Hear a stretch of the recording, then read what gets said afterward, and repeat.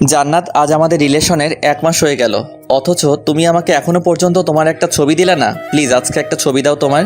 তোমাকে বলছি না এইসব ছবির আবদার করবে না। যদি দেখার শখ থাকে তাহলে আমাদের বাড়িতে এসে দেখে যাও। এটা কেমন কথা তুমি বলো? এখন কি আমি যেতে পারবো? তুমি বোঝার চেষ্টা করো না কেন? একটা ছবি দিলে কি হবে? তোমাকে বলছি না, যদি দেখতে চাও তাহলে আমার বাড়িতে আসো। আমার সব জোরে জোরে ভালো লাগে না। তোমার বাড়িতে কিভাবে যাব?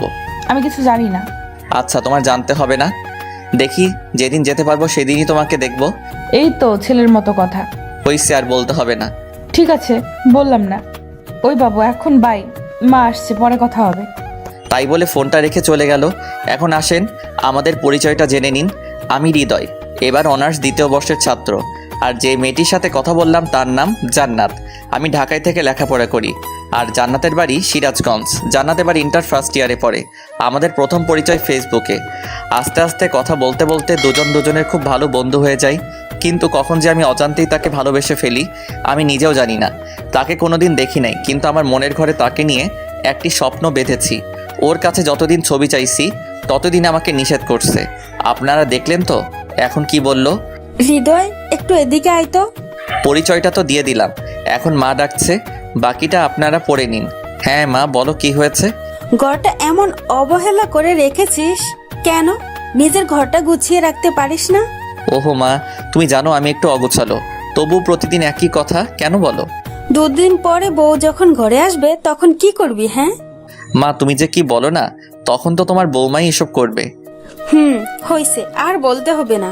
তাড়াতাড়ি রেডি হয়ে নাস্তার টেবিলে আয়। নাস্তা রেডি আছে, খেয়ে ভার্সিটিতে যা। ঠিক আছে মা। তারপর আমি রেডি হয়ে নাস্তা করে ভার্সিটিতে যাই। ভার্সিটিতে আমার বেস্ট ফ্রেন্ড হচ্ছে ইব্রাহিম। সেই ইন্টার থেকে আমরা দুজনে একসাথে লেখাপড়া করছি। দুজনের বেস্ট ফ্রেন্ড, কখনো আমাদের মধ্যে ঝগড়া হয় না। ভার্সিটিতে যেতেই দেখলাম ইব্রাহিম বট গাছের নিচে বসে আছে। কিরে, কখন আসলি? এই তো দোস্ত, 5 মিনিট হলো। আজ দেখছি তোর মন খারাপ, ব্যাপার কি? কিছু হয়েছে নাকি? আরে না রে দোস্ত, কিছু হয়নি। তো তুই একা বসে কেন? আর সবাই আসেনি? সবাই এসেছে। সবাই যে যার ক্লাসে চলে গেছে। আমি তোর জন্য অপেক্ষা করছি এখানে। তো তুই তোর ক্লাসটা মিস করলি? আরে একদিন ক্লাস না করলে কিছু হয় না, বুঝলি? পরের ক্লাস কয়টায়? 10:40-এ। আচ্ছা ঠিক আছে, তাহলে ততক্ষণ একটু আড্ডা দেই। হ্যাঁ, তাই তো বলবি। মহারাজ দেরি করে আসবেন আর ক্লাস মিস হবে, আড্ডা দিতে হবে। দোস্ত, কাল থেকে আর লেট হবে না, প্রমিস। তুই তো প্রতিনিয়ত প্রমিস করিস, একদিনও কি তা রাখতে পারছিস বল? সরি দোস্ত, আর হবে না। ঠিক আছে। তারপর বসে দুজনে আড্ডা দেই। 10টা 20-এ সবার ক্লাস শেষ হয় আর সবাই বটগাছ তলা চলে আসে। তারপর সবাই মিলে আড্ডা দেই। এই সুমন, তোর বাবার কি অবস্থা এখন? সুমনের বাবা হার্টের রোগী, হাসপাতালে ভর্তি আছে। সুমনের কোনো বড় ভাই নেই, তাই খুব কষ্ট করে লেখাপড়া করে আর বাবা মাকে দেখাশোনা করে, যার কারণে আমরা সবাই সুমনকে একটু বেশি ভালোবাসি। ওই আগের মতোই রে। আচ্ছা, ডাক্তার কি বলছে? ডাক্তার বলছে সময় লাগবে, কিন্তু নিশ্চয়তা নেই। মন খারাপ করিস না দোস্ত, সব কিছু ঠিক হয়ে যাবে। দোয়া করিস দোস্ত। আমরা তো সবসময় দোয়া করি। আর তোর মা বাবা তো আমাদের মা বাবার মতোই, তাই না? হ্যাঁ অবশ্যই। তাহলে এমন কথা বললি কেন? সরি দোস্ত, ভুল হয়ে গেছে, আর বলবো না। ঠিক আছে। আচ্ছা মিলি, আজকে মেকআপ করিস নাই নাকি? তুই আবার আমার মেকআপ নিয়ে কথা বলছিস? আচ্ছা হৃদয়, মিলির পিছে তোর না লাগলে কি পেটের ভাত হজম হয় না নাকি? একদম ঠিক বলছিস। শালা সারাক্ষণ আমার পিছে লেগে থাকে। হইছে, এখন সাপোর্ট পাইয়ে এত লাফালাফি করতে হবে না।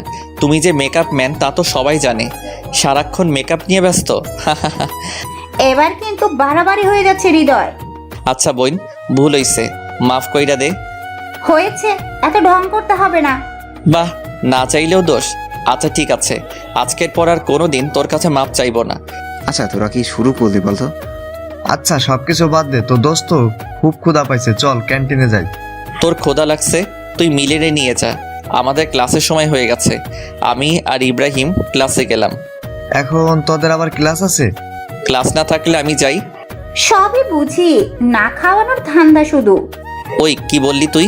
তোদের আমি খাওয়াই না? প্রতিদিন যে ক্যান্টিনে বসে এটা ওটা খাস, কি খাওয়াই? হ্যাঁ চল তো হৃদয়। আচ্ছা ঠিক আছে, তোরা ক্যান্টিনে গিয়ে বস, আমরা ক্লাস করে আসছি, তারপর একসাথে খাওয়া দাওয়া করব। আর তোদের যদি দেরি না পছন্দ হয় তাহলে খেয়ে নিতে পারিস, আমি এসে বিল দেব, সমস্যা নাই। সত্যি দিবি তো? হ্যাঁ দেব, এখন যা তোরা। তাই বলে ওদেরকে রেখে আমি আর ইব্রাহিম ক্লাসে চলে গেলাম। ক্লাসে ঢুকতে দেখি নতুন একটা স্যার জয়েন করছে, আজকে তার ক্লাস। স্যারের আজ আমাদের প্রথম ক্লাস, তাই আজকে পরিচয় পর্বের মধ্য দিয়ে ক্লাস শেষ করে বেরিয়ে ক্যান্টিনে চলে যাই। ক্যান্টিনে গিয়ে দেখি হারামিগুলো বসে আছে। কি রে, তোরে কিছু খাসনি? তোদের স্যার আমরা কখনো কিছু খাইছি? আরে বোকা, খাইলে কি হতো? কিছু হয়তো না, কিন্তু তোদের ছাড়া আমরা খাবো না, তাই খাইনি। আচ্ছা খাসনি, ভালো করছস। তো এখন কি খাবি বল? এখন বেশি কিছু খাবো না, হালকা নাস্তা করলে হবে। আচ্ছা তাহলে সিঙ্গারা আনি, তোরা বস। তাই বলে আমি সিঙ্গারা আনতে গেলাম, সাথে কোল্ড ড্রিঙ্ক নিলাম। তারপর সবাই নাস্তা করে কিছুক্ষণ আড্ডা দিয়ে বাসায় ফিরলাম। বাসায় এসে লাঞ্চ করে বিকালে একটা ঘুম দিলাম। সন্ধ্যায় ঘুম থেকে উঠে দেখি মোবাইলে 29টা মিসড কল। চেক করে দেখি জান্নাতের কল ছিল। আজ আমি শেষ, কি মরণে ঘুমাচ্ছিলাম, ফোনটা বাজছিল বুঝতে পারিনি। জান্নাত তো আজকে আমাকে মেরে ফেলবে। তাড়াতাড়ি করে জান্নাতকে একটা ফোন করলাম। হ্যালো জান্নাত। সরি, কে আপনি? আর কাকে ফোন করেছেন? আমি সরি, আসলে ভার্সিটি থেকে এসে লাঞ্চ করে একটু ঘুমিয়ে পড়ছিলাম, তাই বুঝতে পারিনি কখন ফোন করছিলা। সরি। তো ঘুম থেকে উঠছেন কেন? যান ঘুমান। সরি তো জান। তোমার এই সরি আমার আর ভালো লাগে না। আচ্ছা ঘুমিয়ে পড়েছিলাম তো কি করব? কিছু করতে হবে না, চুপচাপ বসে থাকো, বাই। তাই বলে ফোনটা কেটে দিল। আল্লাহ গো, মেয়েটা কত রাগ করে। আল্লাহ তুই মেয়েটাকে একটু হেদায়েত দান করো। কথায় কথায় রাগ করে। ফোনটা কেটে যাওয়ার সাথে আবার ফোন করলাম। কি ব্যাপার, আবার ফোন করছো কেন? আমার জান পাখিটা প্লিজ কথা বলো। তোমার সাথে আবার কিসের কথা? কথার কি শেষ আছে? হ্যাঁ, কথা শেষ আছে।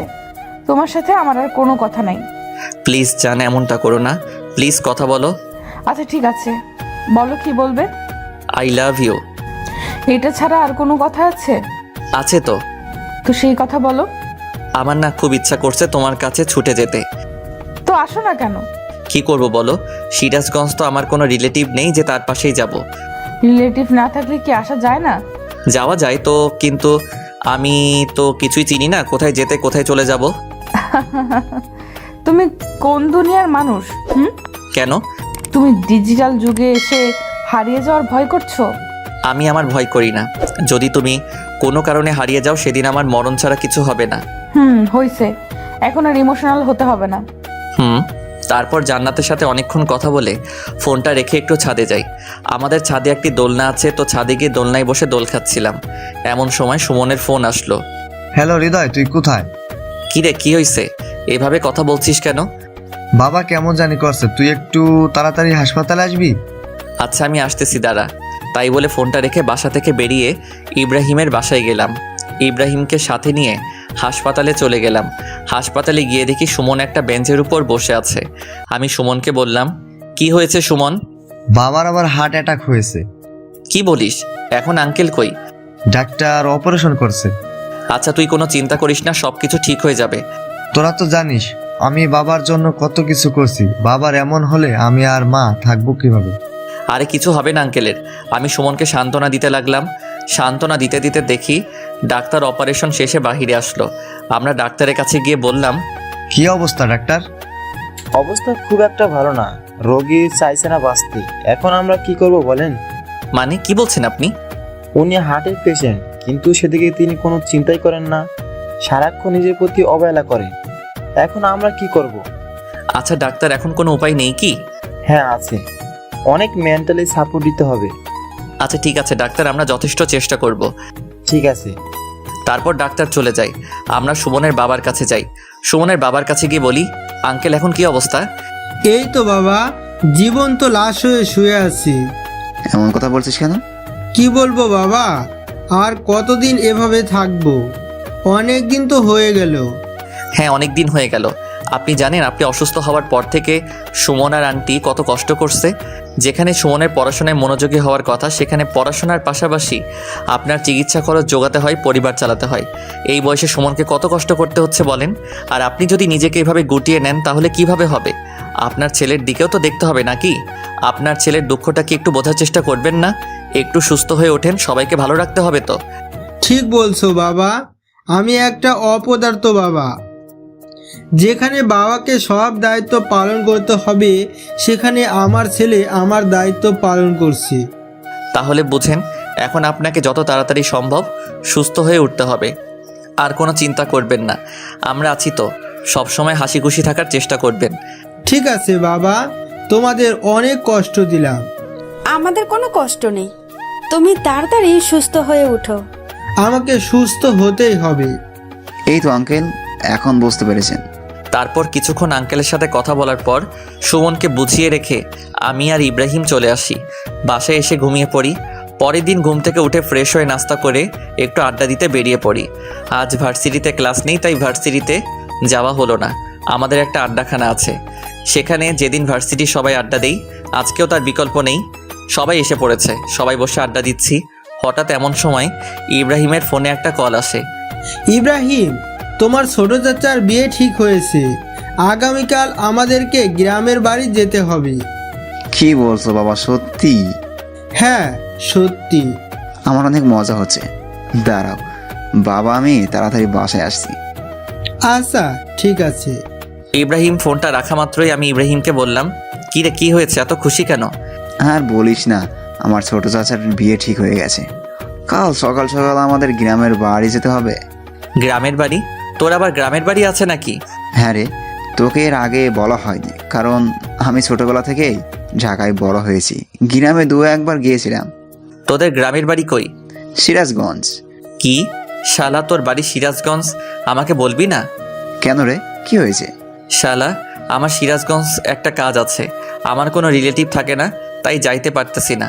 আর তোর গ্রামের বাড়ি ওখানে, আমাকে আগে বলবি না? সিরাজগঞ্জ তোর আবার কি কাজ আছে?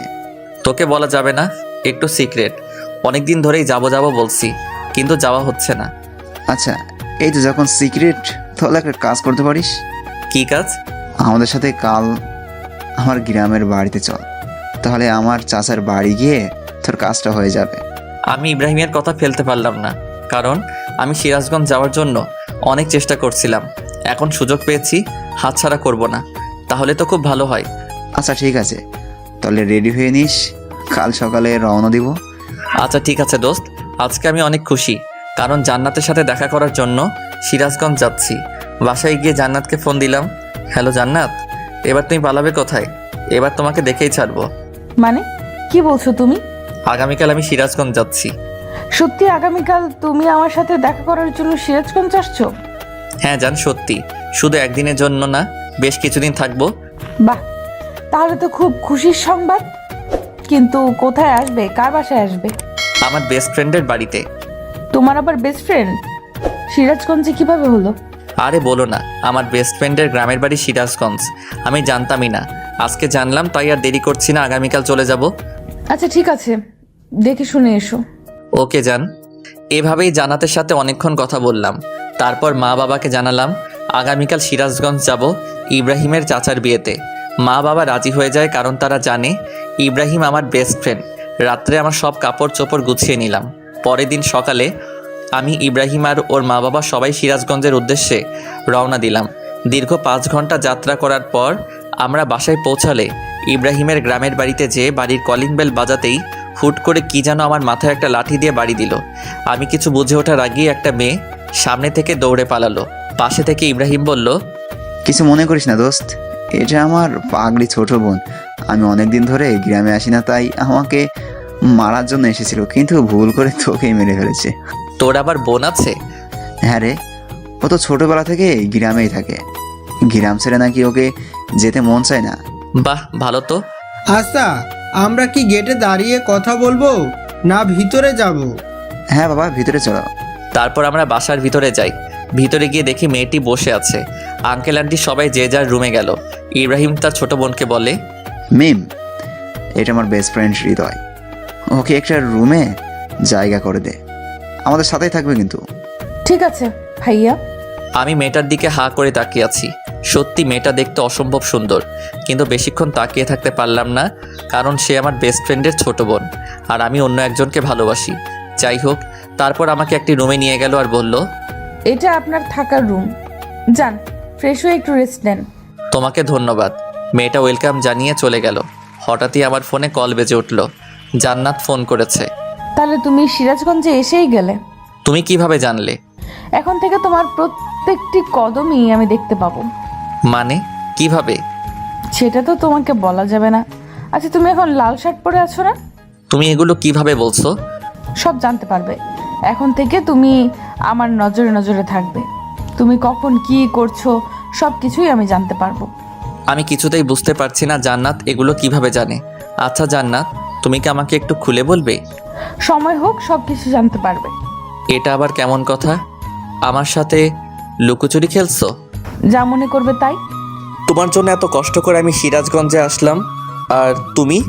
উফ, এত কথা বলো না তো। এখন ফোন রাখলাম, পরে কথা হবে, বাই। এটা বলে জান্নাত ফোনটা রেখে দিল। আমি তো বিছানার উপর বসে গেলাম। বিছানার উপর বসে ভাবছি, জান্নাত আমার উপস্থিতি বুঝলা কিভাবে, আর জানলেই বা কিভাবে? আমি কি পোশাক পরে আছি? না, ঘটনাটা কেমন জানি এলোমেলো লাগছে। এগুলো ভাবতে ভাবতে গিয়ে ফ্রেশ হয়ে নিলাম। ফ্রেশ হয়ে একটু রেস্ট নিলাম।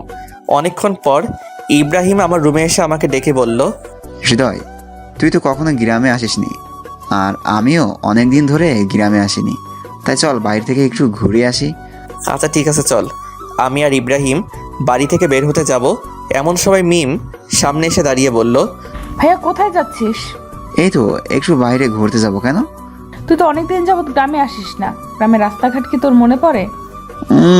তাই তো, আমার তো এই কথা একদমই মনে ছিল না। আচ্ছা, যাওয়ার সময় সুজনকে সাথে নিয়ে যাস। আচ্ছা ঠিক আছে। সুজল ইব্রাহিমের বড় চাচার ছেলে, কিন্তু বয়সে আমাদের ছোট। সুজনকে নিয়ে গ্রামে ঘুরছি। সত্যি গ্রামের দৃশ্য অনেক সুন্দর। আশেপাশে ক্ষেত খামার, আর তার মাঝখান দিয়ে রাস্তা। খুব মজা হচ্ছিল। চারপাশে পাখির কিচিরমিচির শব্দ। সত্যি শহরের সাথে গ্রামের কখনো তুলনা হয় না। ঘুরতে ঘুরতে হঠাৎ জান্নাতের একটা SMS আমার ফোনে আসলো। বাহিরে ঘুরোস ঠিক আছে, কিন্তু এলাকার অন্য কোনো মেয়েদের দিকে তাকালে কিন্তু চোখ তুলে ফেলবো। ও আল্লাহ, জান্নাত আমার প্রতিটা খবর কি করে জানছে? জান্নাত এখন কোথায় আছে? আমি তো কিছুই বুঝতে পারছি না। আর আমার খবরগুলো কিভাবে পাচ্ছে আমার তো মাথায় আসছে না। আচ্ছা তুমি কোথায় আছো বলো তো? ঠিক সময় আসুক, সব কিছু জানতে পারবে। তোমার জন্য এত কষ্ট করে আমি আসলাম, আর আমার সাথে দেখাই করছো না। কিচ্ছু করার নাই, অপেক্ষা করো, সবুরে মেওয়া ফলে। কি আর করার, কোনো উপায় নেই জান্নাতকে দেখার। গ্রামটা ঘুরে দেখা শেষে বাসায় ফিরি। বাসায় ফিরে রুমে রেস্ট নিচ্ছি। এমন সময় দেখলাম মিম বারবার আমার রুমের সামনে দিয়ে ঘুরপাক খাচ্ছে। আমি বুঝলাম না ব্যাপারটা কি। মেয়েটা আমার রুমের সামনে দিয়ে এমন ঘোরাঘুরি করছে কেন? একটু পর ডিনারের জন্য ইব্রাহিম এসে ডেকে গেল। তারপর ডিনার শেষে রুমে এসে শুয়ে আছি। একটু পর আমার ফোনে মেসেজ আসলো।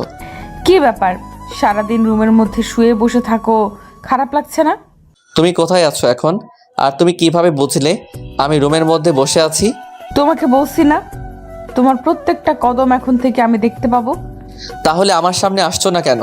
সঠিক সময় আসুক, ঠিকই সামনে যাব। আচ্ছা, তোমাকে যেটা বলার জন্য মেসেজ দিছি, চলো কাল দেখা করি। সত্যি কাল দেখা করবা? হ্যাঁ, দেখা করব। কাল স্কুলের মাঠে চলে এসো, দেখা হবে। কিন্তু আমি তো স্কুলের মাঠটা চিনি না, কিভাবে যাব? তুমি বাসা থেকে বাইরে ডান দিকে একটা রাস্তা আছে, সেই রাস্তা দিয়ে সোজা চলে আসবে। তারপর সামনে একটা মোড় দেখতে পাবে, সেখান থেকে উত্তর দিকে একটু সামনে গেলেই স্কুলের মাঠ পড়বে, আর সেখানে আমরা দেখা করব। আচ্ছা ঠিক আছে যান। সত্যি আজ আমি অনেক খুশি। কাল জান্নাতের সাথে দেখা হবে এটা ভাবতেই আমি খুশিতে আত্মহারা হয়ে যাচ্ছি। কাল প্রথম জান্নাতের সাথে আমার দেখা হবে। আমি খুবই এক্সাইটেড হয়ে আছি। জান্নাতের কথা ভাবতে ভাবতে কখন ঘুমিয়ে গেছি বুঝতে পারছি না। পরের দিন সকালে ঘুম থেকে উঠে নাস্তা করে স্কুলের মাঠে চলে যাই, কিন্তু কোথাও জান্নাতকে দেখতে পারছি না। হঠাৎ সামনে থেকে 4-5টা মেয়ে আসলো। কি ব্যাপার, এখানে দাঁড়িয়ে কি করেন? দেখলাম মেয়েগুলোর মধ্যে মিম মেয়েটির আছে। কি বলবো বুঝতে পারছিলাম না। কি হলো, কিছু বললেন না কেন? কি বলবো, একজনের সাথে দেখা করার জন্য আসছি, কিন্তু তাকে খুঁজে পাচ্ছি না। কার সাথে দেখা করতে আসছেন ভাইয়া? জান্নাতের সাথে দেখা করতে আসছি। ও, তাহলে আপনি সেই হৃদয়? হ্যাঁ, কিন্তু আপনারা কারা? আমি জান্নাতের ফ্রেন্ড। ও আচ্ছা, কিন্তু আপনাদের ফ্রেন্ড কোথায়? জান্নাত তো আসেনি। কেন? জান্নাতের তো আজকে আমার সাথে দেখা করার কথা ছিল। সরি, আজ জান্নাত আপনার সাথে দেখা করবে না। আপনি কি ভেবেছেন জান্নাতের দেখা পাওয়া খুব সহজ? সহজ হবে না কেন? আমি তো তাকে ভালোবাসি। ভালোবাসেন তাতে কি, দেখা হচ্ছে না।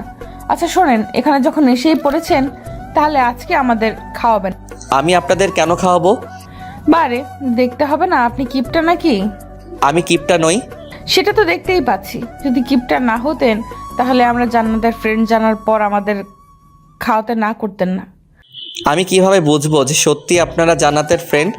আপনি কি আমাদের চিটার ভাবছেন? হইতেও পারেন, কিভাবে বুঝবো? আচ্ছা ঠিক আছে, আমরা চিটার। জান্নাতের সাথে দেখা হওয়ার কথা ভুলে যান। কেন জান্নাতের সাথে দেখা হওয়ার কথা ভুলে যাব কেন?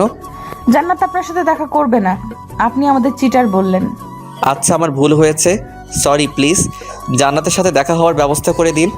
আপনি তো আমাদের খাওয়াতেই চাইলেন না, তাহলে দেখা করানোর কথা ভাববো কিভাবে? হঠাৎ এমন সময় ফোনে মেসেজ আসলো। ও চুপচাপ আমার ফ্রেন্ডরা যা বলে তাই শোনো। ওরা যা খেতে চায় তাই খাওয়াবেন, না হলে কিন্তু তোমার সাথে দেখা করব না। কিন্তু তুমি কোথায় আছো? আর আজ তো আমার সাথে দেখা করার কথা ছিল। দেখা করার কথা ভুলে যাও। যদি আমার ফ্রেন্ডসরা খুশি হয় তোমার প্রতি তাহলে আমি দেখা করব। কি আর বলবো, বলির পাঠা। জান্নাতের সব ফ্রেন্ডকে বললাম চলেন আপনাদের খাওয়াতে নিয়ে যাই। কিন্তু আমরা তো চিটার, তাহলে আমাদের খাওয়াবেন কেন? প্লিজ বোন, মাফ চাই।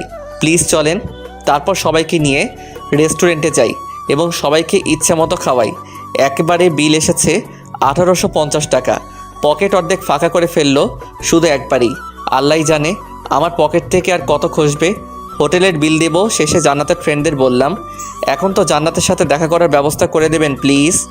আচ্ছা ভেবে দেখি, যদি মনে হয় আপনার সাথে জান্নাতে দেখা করানো যাবে তাহলে দেখা করাবো। এটা কেমন কথা? হ্যাঁ এটাই কথা। আর হ্যাঁ, আমার ভাইয়া যেন আজকের ব্যাপারে কোনো কিছু না জানে। আচ্ছা ঠিক আছে। একে তো পকেট থেকে এতগুলো টাকা খসালো, আবার জান্নাতের সাথে দেখা করার ব্যবস্থাও করে দিল না। কেমনটা লাগে আপনারাই বলেন তো। দুঃখ ভরা মন নিয়ে বাসায় ফিরলাম। বাসায় ফিরে ফ্রেশ হয়ে ছাদে যাই। ছাদে গিয়ে বসে আছি, কিছু ভালো লাগছে না। বারে বারে জান্নাতের কথা মনে পড়ছে। জান্নাতের সাথে খুব দেখা করতে ইচ্ছে করছে কিন্তু পারছি না। এমন সময় মিম ছাদে চলে আসে আর আমাকে বলে, কি ব্যাপার দুলা ভাই, ছাদে একা একা কি করেন? তুমি আমার সব খবর জান্নাতকে বলো তাই না? সেটা জেনে আপনি কি করবেন? জানি তুমি জান্নাতকে আমার সকল খবর বলো। তুমি ছাড়া বলার মতো এই বাসায় আর কেউ নেই। হ্যাঁ আমি বললি তো কি হয়েছে। মিম প্লিজ জান্নাতের সাথে একবার দেখা করার ব্যবস্থা করে দাও না। সরি আমি পারবো না। এটা বলে মিম আমাকে ভেঙচি কেটে নিচে চলে যায়। কি বলবো কিছু বুঝি না। সবাই আমার সাথে প্রতারণা শুরু করে দিয়েছে। কার জন্য এই সিরাজগঞ্জে আসলাম তার সাথে আমার দেখা হচ্ছে না। বিয়ের এখনও 3 দিন বাকি, আর তাই সবাই প্ল্যান করে যমুনা নদীতে ঘুরতে যাবে। ইব্রাহিমের বাড়ি থেকে যমুনা নদী বেশি দূর না, তাই প্ল্যান অনুযায়ী পরের দিন সকালে যমুনা নদীতে ঘোরার জন্য বেরিয়ে পড়ি। যমুনা নদীর বাড়ি গিয়ে সবাই অনেক আনন্দ করছি। নদীতে প্রচুর স্রোত বইছে। নদীর ধারে কিছুক্ষণ আড্ডা দেওয়ার পর সবাই মিলে প্ল্যান করি নৌকায় করে কিছুক্ষণ ঘুরবো। কথা মতো একটা নৌকায় উঠে পড়ি। আজ জীবনে প্রথম নৌকায় উঠছি, খুব ভয় করছে যদি নৌকা থেকে পড়ে যাই বা নৌকাটা ডুবে যায়। কিন্তু সবাই নৌকায় অনেক মজা নিচ্ছে। সবাই নৌকার উপর নাচানাচি করছে। আমি সাঁতার জানি না, তাই আমার ভয়টা অনেক বেশি ছিল। ইব্রাহিমও সাঁতার জানতো না, কারণ ও ছোট থেকেই ঢাকায় বড় হয়েছে। ইব্রাহিম আর আমি খুব ভয় পাচ্ছিলাম। সবাই নাচানাচি করছে, খুব মজা করছে তারা। তাদের দেখে খুব হিংসা হচ্ছিল। উফ, আমিও যদি ওদের সাথে একটু নাচতে পারতাম। কিন্তু আমার তো ভয় করছে যদি নৌকাটা ডুবে যায়। সব কিছু ভুলে ভাবলাম যা হবার হবে, সবার সাথে আমিও নাচবো। সবার সাথে নাচতেছি, হঠাৎ এমন সময় একজনের সাথে ধাক্কা লেগে আমি নৌকার উপর থেকে নদীর ভেতর পড়ে যাই। আমি সাঁতার জানি না। পানির মধ্যে সাহায্যের জন্য চিৎকার করছি, কিন্তু স্রোতে আমি নিজেকে কন্ট্রোল করতে পারলাম না। পানির স্রোতের মধ্যে আমি হারিয়ে যেতে লাগলাম।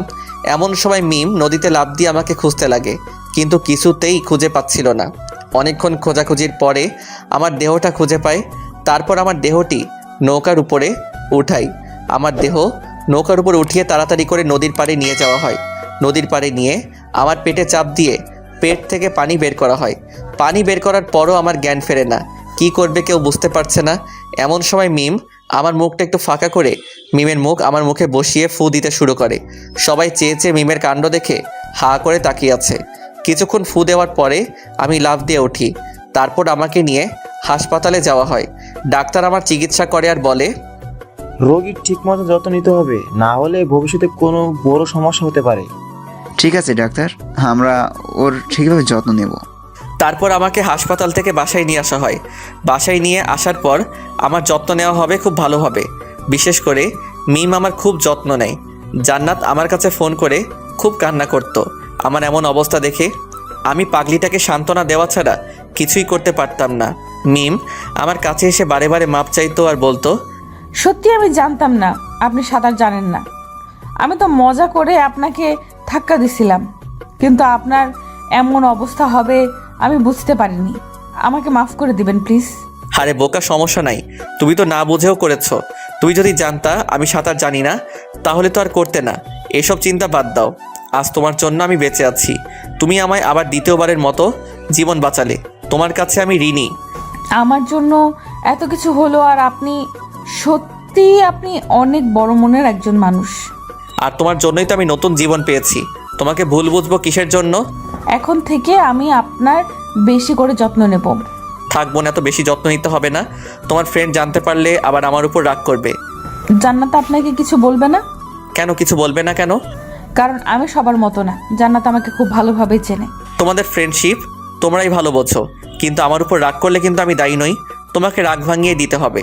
আচ্ছা ঠিক আছে, আমি রাগ ভাঙিয়ে দিব। এখন হ্যাপি? আচ্ছা এখন একটু রেস্ট নেন, আপনার সাথে পরে কথা বলি। এরপর থেকে মেয়েটি আমার খুব যত্ন নেওয়া শুরু করে। আজ ইব্রাহিমের চাচার গায়ে হলুদ। আমিও প্রায় সুস্থ হয়ে গেছি, শুধুমাত্র মিমের যত্ন নেওয়ার জন্য। গায়ে হলুদের অর্ধেক দায়িত্ব আমার ও ইব্রাহিমের উপর। আমাকে আর ইব্রাহিমকে বিয়ের দায়িত্ব পালন করতে হচ্ছে। গায়ে হলুদের প্যান্ডেল সাজানো, বাড়িতে সুন্দরভাবে ডেকোরেশন করা, লোকজনের খাওয়া দাওয়ার ব্যবস্থা করা, সব কিছুই ছিল আমার ও ইব্রাহিমের উপর দায়িত্ব। গায়ে হলুদের জন্য প্যান্ডেল সাজাচ্ছি আর বাড়িতে ডেকোরেশন দিয়ে সাজাচ্ছি। বিকেলবেলা গায়ে হলুদের অনুষ্ঠানে মেয়ে পক্ষরা চলে আসে। হলুদ মাখাতে অনেক মেয়ে আছে, তার মধ্যে একটি মেয়ে দেখতে অনেক সুন্দর ছিল। আমাকে দেখে বারবার আসে, পাশে ঘুরতে লাগে। এমনটা দেখে মিম খুব ক্ষিপ্ত হতো। আমি কিছুতেই বুঝতাম না মিম আমার উপর ক্ষিপ্ত কেন। মিম আমাকে বারে বারে বলতো, আজ গায়ে হলুদ, অনেক মেয়ে আসছে। যদি কোনো মেয়ের সাথে উল্টাপাল্টা কিছু করতে চান তাহলে কিন্তু আপনার খবর আছে। তোমার ফ্রেন্ড তো আমার সামনে আসে না, তাহলে আমি যদি অন্য কারোর সাথে কিছু করি অসুবিধা কি? কি বললেন? আপনার সাহস তো কম না। অন্য কোনো মেয়ের দিকে চোখ তুলে তাকালে আপনার চোখ দুটো উঠে মার্বেল খেলবো। আচ্ছা, আমি যদি অন্য কোনো মেয়ের দিকে তাকাই তাহলে তোমার কি? ইয়ে একদম বেশি বেশি করার চেষ্টা করবেন না। আমি কিন্তু জান্নাতকে সবকিছু বলে দিব। শুধু একবার বলে দেখো, তোমার অবস্থা খারাপ করে দিব। কি করবেন শুনি? আমি কি করব আমি নিজেও জানি না। প্লিজ বোন, জান্নাতকে কিছু বলো না। আমি তো জান্নাতকে বলে দিব, দেখি আপনি কি করেন। প্লিজ, আমি তোমার কাছে হাত জোর করছি, প্লিজ জান্নাতকে কিছু বলবে না। আচ্ছা ঠিক আছে। দেখতে দেখতে গায়ে হলুদ শেষ হলো। রাত্রে জান্নাতের সাথে ফোনে কথা বলছি। তুমি গায়ে হলুদের সময় মেয়েদের দিকে তাকিয়েছিলে কেন? কোন মেয়ের দিকে তাকাইলাম? আর তোমাকে কে বললো এটা? যে বলার সে বলছে। তুমি বলো, অন্য মেয়েদের দিকে তাকাইছো কেন? সত্যি আমি তাকাইনি, ওই মেয়েটা আমার দিকে তাকিয়েছিল। না, তুমি ওই মেয়ের দিকে তাকিয়েছিলে, আমি জানি। সব ছেড়ে একই রকম। ওই জান্নাত, সত্যি আমি অন্য কোনো মেয়ের দিকে তাকাইনি। আমি শুধু তোমাকেই ভালোবাসি। তোমাকে ছাড়া অন্য কোনো মেয়ের কথা ভাবতেও পারি না। তুমি সব মিথ্যা কথা বলছো, আমি জানি সব কিছু। আর তাই আজকের পর থেকে তুমি আর আমার সাথে কোনো কথা বলবে না। কথা বলতে বলতে ভালো লাগছিল না, তাই ছাদে যাওয়ার জন্য রুম থেকে বেরিয়ে হাঁটতে থাকি। সিঁড়ির সামনে মিমের রুম। ফোনে কথা বলতে বলতে চলে যাচ্ছি, এমন সময় খেয়াল করলাম আমার ফোনে যে ভয়েস যা আসছে তা মিমের রুম থেকেও আসছে। আমি বুঝতে পারছিলাম না। তারপর সব কিছু ভালোভাবে দেখে বুঝলাম যে মিমি আমার সেই জান্নাত। তাই তো বলি যে মিমের কণ্ঠটা ও আচরণ এমন চেনা লাগছে কেন? আমার কথা বুঝতে পারছো? আজকের পর তুমি আমাকে একদম ফোন দিবা না। আজ থেকে তোমার সাথে আমার ব্রেকআপ। আচ্ছা ঠিক আছে, আমার সাথে কথা বলতে হবে না, আমিও তোমার সাথে কথা বলবো না। যাও, তুমি তোমার মতো থাকো। এটা বলে ফোনটা রেখে দেই। এরপর আমি আমার রুমে চলে যাই। একটু পর মেয়েরা আমার রুমে দৌড়ে আসে, আমাকে বলতে লাগলো, ওই আপনি আমার ফ্রেন্ডকে কি বলেছেন? হ্যাঁ, জান্নাত কান্না করছে কেন? ওর সাথে কথা বলবো না তাই। এই আপনার ভালোবাসা? ছি, যার জন্য আপনি ঢাকা থেকে সিরাজগঞ্জ আসলেন তার সাথে কথা বলা বন্ধ করছেন? আপনার কখনো ভালো হবে না। মিম এইসব কথা বলে যাচ্ছিল, এমন সময় আমি মিমকে জড়িয়ে ধরি। এই কি করছেন আপনি? আপনি আমাকে জড়িয়ে ধরেছেন কেন? তাই তো, আমি তোমাকে জড়িয়ে ধরেছি কেন? আচ্ছা 1 মিনিট দাঁড়াও, আমি জান্নাতকে ফোন করে একটু বলে নেই যে আমি তোমাকে কেন জড়িয়ে ধরেছি। এটা জান্নাতকে বলার কি আছে? তুমি এমন তোতলাচ্ছ কেন? কই তোতলাচ্ছি না তো, এমনিতেই। আচ্ছা তাহলে আমি জান্নাতকে একটা ফোন দেই। জান্নাতকে কেন ফোন দিবেন? কারণ তুমি আমার জান্নাত তাই। আমি আপনার জান্নাতে যাব কেন? ও আচ্ছা তাই না? হ্যাঁ তাই তো, আমি তো মিম, আপনার ফ্রেন্ডের ছোট বোন। আচ্ছা এখনই প্রমাণ হয়ে যাবে, 1 মিনিট ওয়েট, আমি জানতে একটা ফোন দেই। এটা বলে জান্নাতের নাম্বারে ফোন দিলাম আর মিমের ফোনটা বেজে উঠলো। আপনার মোবাইল বাজছে কেন? মোবাইলটা একটু দেখি, কে ফোন করেছে আপনাকে দেখি। না মানে কেউ ফোন করেনি, আপনাকে দেখতে হবে না। আমি তো দেখেই ছাড়বো, মোবাইলটা দাও বলছি। না, আমি কিছুতেই মোবাইল দেব না, এটা আমার পার্সোনাল ফোন, আপনাকে কেন দিব? আমি কিছু জানি না, আমি নেব। মিমের সাথে জোরাজোরি করতে করতে আমি বিছানার উপর পড়ে যাই আর মিম আমার বুকের উপর পড়ে যায়। দুজন দুজনের খুব কাছে চলে এসেছি, দুজনে দুজনের নিঃশ্বাস অনুভব করতে পারছি। আমার কাছে কেন তুই পরিচয় গোপন করলে বলো? তোমাকে পরীক্ষা করতে চেয়েছিলাম। তো তোমার পরীক্ষা কি শেষ হয়নি? হয়েছে। তাহলে এখন স্বীকার করলে তো তুমি আমার জান্নাত? এখন আর স্বীকার না করে উপায় আছে? তাহলে এখন ছোট্ট করে একটা মিষ্টি দাও। কেন মিষ্টি দেবো কেন? বারে, আমার সাথে এতদিন অভিনয় করলে, আমাকে এত কষ্ট দিলে, তার বিনিময়ে এখন আমাকে মিষ্টি দিবে না? না দেব না। তুমি ভাবতেও পারোনি কিভাবে ধরা পড়ে যাবে, তাই না? আচ্ছা তুমি কিভাবে বুঝলে যে আমি জান্নাত? ওইটা সিক্রেট, বলা যাবে না। এই যে বলো বলছি। না বলবো না। তুমি বলবে না? আচ্ছা তুমি এমন করতেছো কেন? আমি যেভাবেই হোক জানতে পারছি, তোমাকে সেটা জানতে হবে কেন? না আমি শুনবো, তুমি বলো। আচ্ছা বলতেছি, যখন তোমার সাথে কথা বলছিলাম তখন কথা বলতে বলতে ছাদে যাওয়ার জন্য রুম থেকে বেরিয়েছিলাম, আর তখন দেখলাম তোমার রুম থেকে সাউন্ড আসতেছে, তখনই বুঝতে পেরে গেছি। ওহো, তুমি তো তাহলে ভালো না, তোমার আড়ি পাতার অভ্যাস আছে। তোমাকে ধরার জন্যই তো আমাকে আড়ি পাততে হয়েছে। কতদিন হলো এসেছি, তুমি দেখাই দিলে না। যাও, তোমার সাথে কোনো কথা নেই। তাই বলে মুখ ঘুরিয়ে দাঁড়িয়ে আছো।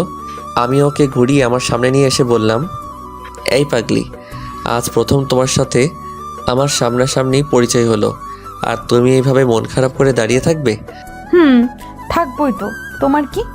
এটা শোনার পর আমি জান্নাতকে আমার বুকের মধ্যে টেনে নিলাম। এবার বলো, আর রেগে থাকবে? এইভাবে ভয় নিয়ে ধরেছেন কেন? আমাকে জড়িয়ে ধরার সাহস কি নেই নাকি? আছেই তো, দেখবে? দেখাও দেখি। তাই বলে জান্নাতকে খুব জোরে জড়িয়ে ধরি। দুজনে অন্য এক জগতে হারিয়ে গেছি। অনেকক্ষণ জড়িয়ে ধরে থাকার পর মিম আমাকে ছাড়িয়ে বলল, ওই যান, এখন যাও, আবার কেউ দেখে ফেলবে। আচ্ছা যান। তারপর মিমের রুম থেকে বেরিয়ে আমি আমার রুমে চলে আসি। রাতে ঘুম ধরছিল না, তাই মিমকে ফোন করে ছাদে আসতে বলি। আমিও ছাদে চলে যাই। আমি ছাদে দাঁড়িয়ে আছি, একটু পর মিম ছাদে আসলো। দুজনে ছাদে বসে গল্প করছি। গল্প করতে করতে অনেক রাত হয়ে গেছে। তারপর আমি মিমকে বললাম, আচ্ছা যান, এখন ঘুমাতে হবে, কালকে আবার বিয়ে, অনেক কাজ আছে। তাই তো। আচ্ছা চলো এখন যাই। তাই বলে আমরা দুজনে ছাদ থেকে নেমে রুমে চলে আসি। রুমে এসে ঘুমিয়ে পড়ি। সকালবেলা ঘুম থেকে উঠে নাস্তার টেবিলে বসে আছি। আমার সামনের চেয়ারে মিম বসা। খাওয়ার সময় মিম বারে বারে ওর পা দিয়ে আমার পায়ে পাড়া দিচ্ছিল আর হাসছিল। আমিও হাসছিলাম। তার পাগলামিগুলো খুব ভালো লাগে। খাওয়া দাওয়া শেষে ডেকোরেশনের কাজে লেগে পড়ি। প্রথমে পুরো বাড়িটা সুন্দরভাবে ডেকোরেশন করে সাজাই। দুপুরবেলা গোসল করে সবাই বিয়েতে যাওয়ার জন্য রেডি হই। মিম আজকে অনেক সুন্দরভাবে সেজেছে। মিমকে দেখে চোখ সরাতে পারছি না। সত্যি মিমকে দেখতে আজ অনেক সুন্দর লাগছে। আমি মিমের কাছে গিয়ে বললাম, ওই এত সুন্দর করে সেজেছে কেন? কেন, দেখতে ভালো লাগছে না? ভালো লাগছে না মানে মনে হচ্ছে আজকে বিয়েটা তোমার আর আমার। কি যে বলো না। সত্যি আজকে তোমাকে দেখতে অনেক সুন্দর লাগছে। তোমার জন্য তো এত সুন্দর করে সেজেছি। তাই হুম। আমরা কথা বলছিলাম, এর মধ্যে বরকে রেডি করা হয়। তারপর আমরা কনের বাড়িতে যাওয়া উপলক্ষে রওনা দেই। অনেকক্ষণ যাত্রা করার পর কনের বাড়ির সামনে আমরা কনের বাড়ির সামনে পৌঁছাতেই দেখলাম অনেক সুন্দর করে গেট সাজানো হয়েছে এবং তার সামনে গেটে কনে পক্ষের লোকজন দাঁড়িয়ে আছে। আমরা গাড়ি থেকে নেমে গেটের সামনে দাঁড়াই আর বরকে কনে পক্ষের লোকজনেরা মিষ্টি খাওয়ায় আর তারপর টাকার আবদার করে। দুলাভাই, আমাদের মিষ্টি খাওয়ার জন্য 20,000 টাকা দিতে হবে, না হলে গেট ছাড়ছি না। এটা আবার কেমন কথা? টাকা কি গাছের পাতা নাকি? হ্যাঁ, যে বললে পেয়ে যাবেন। 20,000 টাকা চোখে দেখেছেন কখনো? না ভাইয়া, দেখি নাই, তাই তো আজকে চাইতেছিলাম। যদি গেটের ভিতরে প্রবেশ করতে চান তাহলে টাকা দিতেই হবে। টাকা নেবেন ঠিক আছে, কিন্তু এত বেশি চান কেন? একটু কমাই নেন। কোনো কম নেই, আমরা 15 জন আছি, সবারই তো ভাগ লাগবে নাকি? প্লিজ একটু স্যাক্রিফাইস করেন, একটু ডিসকাউন্ট দেন। কোনো ডিসকাউন্ট দেওয়া যাবে না। আমি চাচার কানে কানে বললাম। চাচা পকেট থেকে 5,000 টাকা বের করে চুপি চুপি ওদের হাতে দিয়ে দেন। আচ্ছা দিচ্ছি। চাচা পকেট থেকে টাকা বের করে ওদের হাতে দেয় আর বলে, কত দিয়েছেন দুলাভাই? দেখেন না কত দেওয়া হয়েছে। এ কি, এখানে তো 5,000 টাকা, মাত্র 5,000 টাকার জন্য এত বড় গেট সাজায়নি। প্লিজ এত বাড়াবাড়ি করবেন না, যা দেওয়া হয়েছে তাই রাইখা দেন। না না, আমরা কোনো কথা শুনবো না। আচ্ছা ঠিক আছে, একটু কমিয়ে দিলাম, 18,000 দেন। পাগল হয়েছেন নাকি আপনারা? আমরা কিছু জানি না, টাকা পেলে তবে গেট ছাড়বো, তাছাড়া গেট ছাড়ছি না। অনেকক্ষণ ধরে তর্কাতর্কি করতে করতে শেষ পর্যন্ত 9,000 টাকা ম্যানেজ করে ফেললাম। উফ কি ডাকাত রে ভাই, শুধু গেট ধরেই 9,000 টাকা নিয়ে নিল। গেট দিয়ে ভেতরে প্রবেশ করে আমরা বসে আছি। একটু পর বিয়ে পড়ানো কাজ শুরু হলো। আলহামদুলিল্লাহ, দেখতে দেখতে বিয়েটা সম্পূর্ণ হয়ে গেল। বিয়ে শেষে খাওয়া দাওয়ার পর্ব শুরু। কনে পক্ষ দেখছি খাওয়া দাওয়ার বিশাল আয়োজন করেছে, অনেক রকম আইটেম করা হয়েছে। সবাই অনেক মজা করে খাওয়া দাওয়া করা হলো। খাওয়া দাওয়া শেষে বোর কনেকে নিয়ে বাড়িতে ফিরি। সারাদিন অনেক ধকল গেছে, তাই বাসায় ফিরেই বোর কনেকে তাদের বাসর ঘরে ঢুকিয়ে আমরা সবাই যে যার রুমে গিয়ে শুয়ে পড়ি। আমি রুমে গিয়ে শুয়ে আছি, কিন্তু ঘুম ধরছে না। কিছুক্ষণ চুপচাপ শুয়ে থাকার পরও ঘুম ধরছিল না। না পেরে জান্নাতকে ফোন করে ছাদে আসতে বললাম। দুজনে ছাদে গিয়ে বসে আছি। আজ তো চাচার বাসর রাত। তো এই বাসরাত নিয়ে মানুষের কত পরিকল্পনা থাকে, তার কোনো শেষ নেই। থাকবেই তো। রাতে দুজন দুজনকে খুব ভালোভাবে জেনে নেয়, বুঝে নেয়, ভালোবাসা আদান প্রদান করে। আমাদের এমন হবে তাই না? যা দুষ্টু। ওই কিছু ভালো লাগছে না, একটা পাপ্পি দাও না। খুব লোভ ধরেছে তাই না? একটুখানি দাও না জান। দিন দিন তোমার চাহিদা কিন্তু বেড়েই যাচ্ছে। কি দেবে না তো? না, দেব না। ওকে, তাই বলে ছাদ থেকে নেমে আসতে ধরলাম। এমন সময় জান্নাত আমার হাত টেনে বুকের মধ্যে জড়িয়ে ধরে আমার ঠোঁটে ঠোঁট লাগিয়ে ভালোবাসার ছোঁয়া এঁকে দিল। ঠিক 5 মিনিট পর ছেড়ে দেয়। উফ, আর একটু হলেই তো মরে যেতাম। নিঃশ্বাসটা থেমে এসেছিল। কি আর লাগবে? না জান, আজকে আর চাই না। আচ্ছা ঠিক আছে, এখন চুপচাপ রুমে গিয়ে ঘুমিয়ে পড়বে। আচ্ছা জান। তারপর সোজা রুমে গিয়ে ঘুমিয়ে পড়ি। পরের দিন ঘুম থেকে উঠে সবাই বর কনের দিকে চেয়ে আছে। সবাই খুব হাসাহাসি করছে আর বলছে, রাত কেমন কাটলো? উফ ভাবি, তুমি না এইসব নিয়ে কেউ জিজ্ঞাসা করে?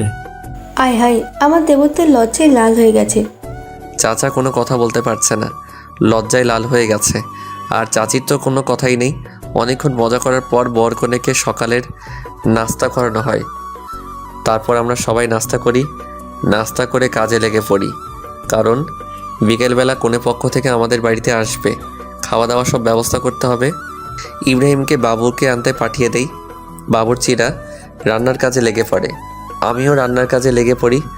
দুপুরের মধ্যে সব রান্না শেষ করে ফেলি। আমাদের রান্না শেষ হতে হতেই মেয়ে পক্ষ বাড়িতে চলে আসে। এরপর খাওয়া দাওয়ার পর্ব শুরু করে দেই। সবার আগে সকল মেয়ে পক্ষকে খাওয়াই, তারপর এলাকার লোকজনকে খাওয়াই। সবাইকে খাওয়ানো শেষে রাতে কনে পক্ষের লোকজন বর কনেকে তাদের বাড়িতে নিয়ে যায়। বর কনেকে কনেপক্ষের সাথে পাঠিয়ে বাড়িতে সব কিছু গুছিয়ে নিয়ে সবাই রেস্ট নিতে যে যার রুমে চলে যায়। সারাদিন কাজ করার পর শরীরটা খুব ক্লান্ত লাগছে, তাই রেস্ট নেওয়ার জন্য রুমে চলে যাই। বিছানায় শুয়ে আছি আর কি যেন ভাবছি। হঠাৎ কখন ঘুমিয়ে পড়েছি নিজেও জানি না। সকালবেলা জান্নাতের ডাকে ঘুম ভাঙে। এই যে মহারাজ, এখনো ঘুম থেকে ওঠোনি? কি, কয়টা বাজে? 9টা বাজে, আর আপনি পড়ে পড়ে ঘুমাচ্ছেন? কি বলো, কখন এত বেলা হয়ে গেল? আপনি তো পড়ে পড়ে ঘুমাচ্ছিলেন, কিভাবে জানবেন? তাই তো। আচ্ছা তুমি যাও, আমি ফ্রেশ হয়ে আসছি। ওকে। তারপর জান্নাত রুম থেকে চলে যায় আর আমি ফ্রেশ হয়ে নাস্তার টেবিলে চলে যাই। নাস্তার টেবিলে বসে জান্নাত আর আমার চোখে চোখে কথা হচ্ছিল। এমন সময় খেয়াল করলাম ইব্রাহিম আমার দিকে তাকিয়ে আছে। আমি আর কিছু করলাম না, চুপচাপ নাস্তা করে রুমে চলে আসলাম। অনেকক্ষণ ধরে রুমে বসে আছি, কিছু ভালো লাগছে না, তাই ছাদে চলে গেলাম। ছাদে গিয়ে দাঁড়িয়ে আছি। কিছুক্ষণ পর অনুভব করলাম কেউ একজন পেছন থেকে আমাকে জড়িয়ে ধরলো। আমি পিছনে তাকিয়ে দেখি জান্নাত। কি ব্যাপার, তুমি কখন আসলে? দেখলাম তুমি ছাদে আসছো, তাই পেছনে পেছনে চলে আসলাম। তো পিছন থেকে এইভাবে জড়িয়ে ধরলে কেন? কেন, ভালো লাগছে না বুঝি? ভালো লাগবে না কেন? এই দিনের বেলা তুমি আমাকে জড়িয়ে ধরে আছো, কেউ যদি দেখে তাহলে সমস্যা হবে তো। কেউ দেখলে দেখুক, আমার বইয়ে গেছে তাতে। পাগলামি করো না, একটু বোঝার চেষ্টা করো। তুমি চুপ থাকবে? দেখো জান্নাত, একটু বোঝার চেষ্টা করো। এখন আমরা ছাদে আছি, যদি কেউ দেখে ফেলে তাহলে অনেক বড় সমস্যা হয়ে যাবে। তুমি চাও না তো আমি তোমাকে এইভাবে জড়িয়ে ধরে থাকি? আচ্ছা ঠিক আছে, থাকো তুমি তোমার মতো, আমি গেলাম। এটা বলে জান্নাত যখন পেছনে ফিরে ছাদ থেকে নেমে যেতে চাইলো, পিছনে ফিরে জান্নাত চমকে গেল। আমি পিছনে তাকাতেই দেখি ইব্রাহিম দাঁড়িয়ে আছে। ইব্রাহিম, তুই এখানে কখন আসলি? কোনো ডিস্টার্ব করলাম বুঝি? দোস্ত, এসব কি বলিস? জান্নাত, তুই নিচে যা। ভাইয়া, তুই হৃদয়কে কিছু বলবি না? তোকে নিচে যেতে বলেছি, তুই নিচে যা। জান্নাত ইব্রাহিমের ধমকে নিচে চলে যায়। এদিকে ইব্রাহিম আর আমি ছাদে রয়ে গেলাম। ইব্রাহিম আমাকে বলছে, আমি প্রথম থেকে যা সন্দেহ করেছিলাম তাই সত্য হলো। দোস্ত আমার কথা শোন। তুই আর কিছু বলিস না, তোকে আমি আমার বেস্ট ফ্রেন্ড ভাবতাম আর তুই আমার সাথে এমনটা করলি। দোস্ত শোন, জান্নাতের সাথে আমার অনেক আগে থেকে পরিচয়।